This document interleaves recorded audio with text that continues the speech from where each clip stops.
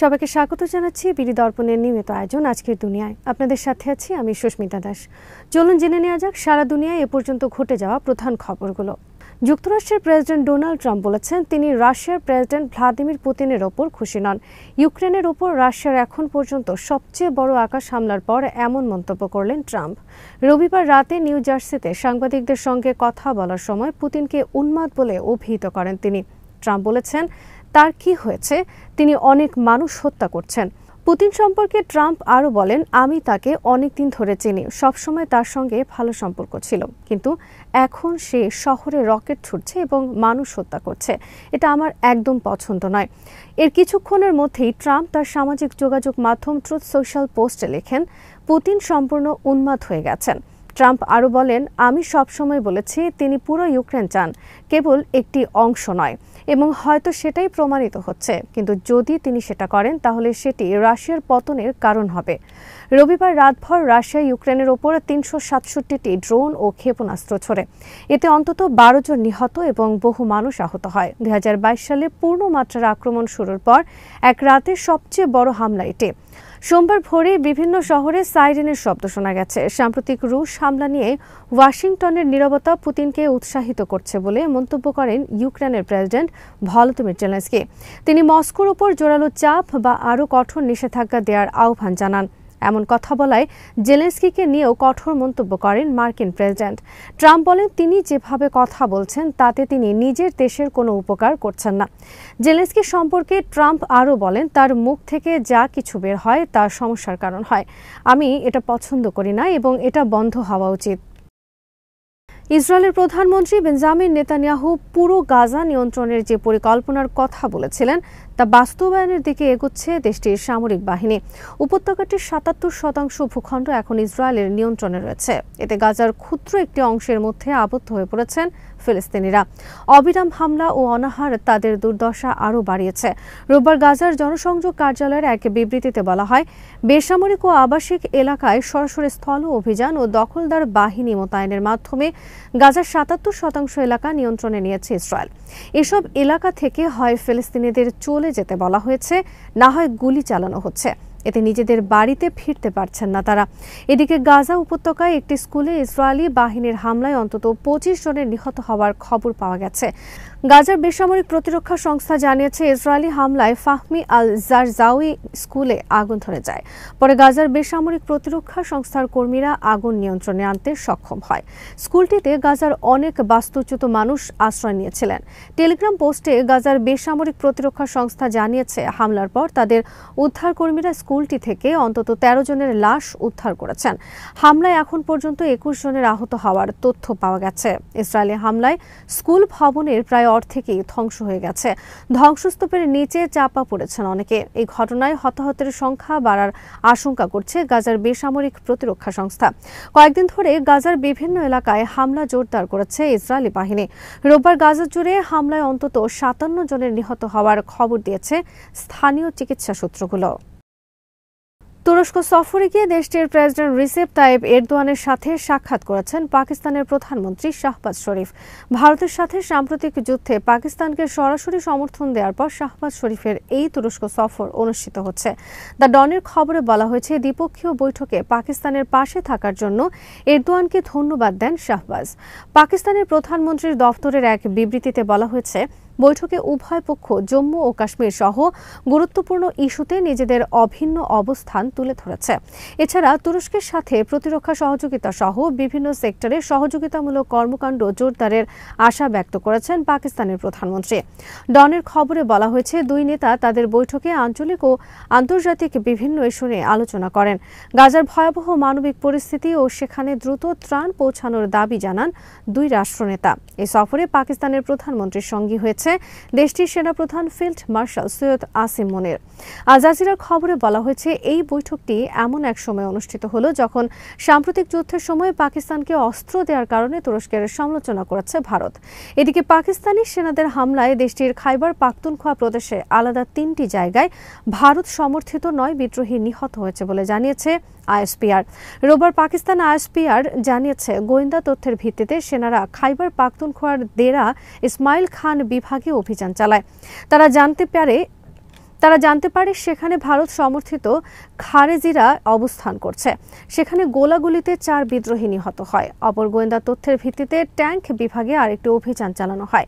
সেখানে ভারত সমর্থিত আরও 2 বিদ্রোহী নিহত হয়। এছাড়া খাইবার বিভাগের বাগ এলাকায় আরেকটি অভিযানে 3 বিদ্রোহী নিহত হয় বলে জানিয়েছে পাকিস্তানের আইএসপিআর। সবগুলো অভিযানে বিপুল অস্ত্র উদ্ধার করা হয়েছে বলে জানিয়েছে তারা। ইসরায়েলের সঙ্গে যুদ্ধ এখনও শেষ হয়নি, কারণ তারা চুক্তি মেনে চলেনি, এমন মন্তব্য করেছেন লেবাননের সশস্ত্র গোষ্ঠী হিজবুল্লাহর মহাসচিব শেখ নাইম কাসেম। রোববার লেবাননের প্রতিরোধ ও মুক্তি দিবস উপলক্ষে দেওয়া এক বক্তৃতায় এই কথা বলেন। হিজবুল্লাহ নেতার মতে ইসরায়েল 17 মে চুক্তি চাপিয়ে দেওয়ার চেষ্টা করেছিল, তবে প্রতিরোধ বাহিনী তাতে বাধা দিয়েছে। 1982 সাল থেকে ইসরায়েলিরা বুঝতে পেরেছিল যে তারা লেবাননের ভূখণ্ডে বসতি স্থাপন করতে পারবে না। তিনি উল্লেখ করেন, ইসরায়েল আরেকটি চুক্তি চাপিয়ে দেওয়ার চেষ্টা করেছিল, কিন্তু লেবানন তা প্রত্যাখ্যান করে এবং দখলদার বাহিনী তাদের সহযোগীদের পেছনে ফেলে রাতের বেলা পালিয়ে যায়। এটি প্রতিরোধ এবং ত্যাগী জনগণের জন্য একটি মহান বিজয়, যারা দক্ষিণ লেবানন থেকে নিঃশর্ত প্রত্যাহারের মাধ্যমে ইসরায়েলকে চূর্ণ করতে সক্ষম হয়েছিল। তিনি আরও বলেন, দক্ষিণ লেবাননের মুক্তি এই অঞ্চলের রাজনৈতিক ও সাংস্কৃতিক দিক পরিবর্তন করেছে, কারণ এটি আমাদের হতাশা থেকে আশায় নিয়ে গেছে। নাইম কাসেম বলেন, লেবাননে ইসরায়েলের সম্প্রসারণের ক্ষমতা শেষ হয়ে গেছে। বিজয়ের যুগ ফিলিস্তিনে এমন একটি রূপান্তর এনেছে যা শত্রুকে বিলুপ্তির পথে নিয়ে গেছে। ইসরায়েলকে লেবানন থেকে সরে যেতে হবে, তার আগ্রাসন বন্ধ করতে হবে এবং বন্দীদের মুক্তি দিতে হবে। তিনি বলেন, লেবানন ও গাজায় ইসরায়েলি আগ্রাসনের পৃষ্ঠপোষকতার দায় আমেরিকার। শেখ কাসেম আরও বলেন, গাজা ও ফিলিস্তিনের পাশে দাঁড়িয়ে থাকা ইয়েমেনি মডেলের কারণেই আমেরিকা পিছু হটতে বাধ্য হয়েছে। যদি রাষ্ট্র তার দায়িত্ব পালনে ব্যর্থ হয়, তাহলে অন্যান্য বিকল্প সামনে রয়েছে। ভারতের আসাম রাজ্যের মুখ্যমন্ত্রী হিমন্ত বিশ্ব শর্মা দাবি করেছেন, ভারতের একটি চিকেন নেক থাকলেও বাংলাদেশের চিকেন নেক আছে 2টি। রোববার এক্সে এই প্রসঙ্গটির উল্লেখ করে একটি পোস্ট দিয়েছেন হিমন্ত। এর মাধ্যমে তিনি মূলত বাংলাদেশের ভৌগোলিক দুর্বলতার কথা এবং এ বিষয়ে হুমকির কথাই উল্লেখ করেছেন। হিমন্ত লিখেছেন, যারা ভারতের চিকেন নেক করিডোর নিয়ে নিয়মিত হুমকি দেন, তারা যেন এটাও মনে রাখেন বাংলাদেশেরও 2টি চিকেন নেক রয়েছে এবং 2টি আরও বেশি ঝুঁকিপূর্ণ। বিষয়টি ব্যাখ্যা করতে গিয়ে আসামের মুখ্যমন্ত্রী উল্লেখ করেন, বাংলাদেশের প্রথম চিকেন নেক হল 80 কিলোমিটার দীর্ঘ উত্তরাঞ্চলীয় একটি করিডোর, যা ভারতের দক্ষিণ দিনাজপুর জেলা থেকে শুরু হয়ে দক্ষিণ পশ্চিম গারো পাহাড় পর্যন্ত বিস্তৃত। হিমন্ত হুঁশিয়ারি দেন, এই করিডোর যদি কোনোভাবে বিঘ্নিত হয়, তাহলে রংপুর বিভাগ পুরোপুরিভাবে বাংলাদেশের বাকি অংশ থেকে বিচ্ছিন্ন হয়ে যাবে। হিমন্তের মতে, বাংলাদেশের অর্থনৈতিক রাজধানী চট্টগ্রামকে বিচ্ছিন্ন করে দিতে সক্ষম দ্বিতীয় চিকেন নেকটি আরও সংকীর্ণ। মাত্র 28 কিলোমিটার দীর্ঘ এই করিডোর ভারতের দক্ষিণ ত্রিপুরা থেকে বঙ্গোপসাগর পর্যন্ত বিস্তৃত। হিমন্ত বলেন, এই করিডোর ভারতের শিলিগুড়ি করিডোরের চেয়েও ছোট এবং অনেক বেশি স্পর্শকাতর। তিনি আরও বলেন, আমি শুধু ভৌগোলিক সত্য তুলে ধরছি, যা অনেকেই ভুলে যেতে পারেন। ভারতের শিলিগুড়ি করিডোরের মতো আমাদের প্রতিবেশী দেশটিও 2টি সরু করিডোর দিয়ে ঘেরা। উল্লেখ্য, ভারতের উত্তর পূর্বাঞ্চলীয় রাজ্যগুলোকে মূল ভূখণ্ডের সঙ্গে যুক্ত করেছে এমন একটি সংকীর্ণ অঞ্চল, যা শিলিগুড়ি করিডোর নামে পরিচিত। মাত্র 22 কিলোমিটার চওড়া এই করিডোরই চিকেন নেক নামে পরিচিত। এটি ভারতের জন্য একটি কৌশলগত জীবনরেখা, যা অরুণাচল, আসাম, মণিপুর, মেঘালয়, মিজোরাম, নাগাল্যান্ড, সিকিম ও ত্রিপুরার সঙ্গে বাকি ভারতের সংযোগ রক্ষা করে। এই করিডোরকে ঘিরে চীন ও বাংলাদেশের কৌশলগত যোগাযোগ বরাবরই ভারতের জন্য উদ্বেগের কারণ হয়ে দাঁড়িয়েছে। ফিলিস্তিন রাষ্ট্রকে স্বীকৃতি দেওয়ার ঘোষণা দিয়েছে ভূমধ্যসাগরে অবস্থিত দক্ষিণ ইউরোপের দ্বীপ দেশ মাল্টা। দেশটির প্রধানমন্ত্রী রবার্ট আবেলা একথা ঘোষণা করেছেন। তিনি বলেছেন, আগামী মাসেই ফিলিস্তিন রাষ্ট্রকে আনুষ্ঠানিকভাবে স্বীকৃতি দেবে তার দেশ। এক প্রতিবেদনে এই তথ্য জানিয়েছে বার্তা সংস্থা আনাদোলু। বার্তা সংস্থাটি বলছে, মাল্টার প্রধানমন্ত্রী রবার্ট আবেলা ঘোষণা করেছেন তার দেশ আগামী মাসে আনুষ্ঠানিকভাবে ফিলিস্তিন রাষ্ট্রকে স্বীকৃতি দেবে।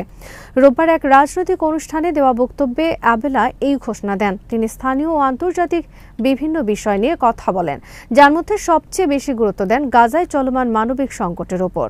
মাল্টা টুডে পত্রিকার বরাতে জানা যায়, গাজায় ইসরায়েলের লাগাতার বোমা বর্ষণের প্রসঙ্গে প্রধানমন্ত্রী আবেলা বলেন, এই মানবিক ট্র্যাজেডির দিকে আমরা চোখ বন্ধ রাখতে পারি না, যা প্রতিদিন আরও ভয়াবহ হয়ে উঠছে।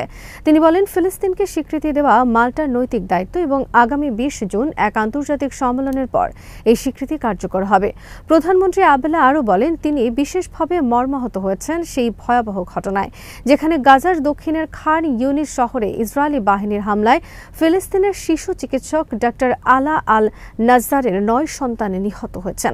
হামলায় ডাক্তারের স্বামীও গুরুতর আহত হন এবং এখন একমাত্র জীবিত সন্তান ভাই বোন হারিয়ে শোক বয়ে বেড়াচ্ছে। প্রধানমন্ত্রী আবেলা জানান, মাল্টা সরকার ডাক্তার আলা আল নাজ্জার ও তার পরিবারকে স্বাগত জানাতে প্রস্তুত। আজ এখানেই শেষ করছি। সবাই ভালো থাকুন, সুস্থ থাকুন আর দেখতে থাকুন বিডি দর্পণ। চ্যানেলটি ভালো লাগলে সাবস্ক্রাইব করুন, সংযুক্ত থাকুন আমাদের ফেসবুক পেজে।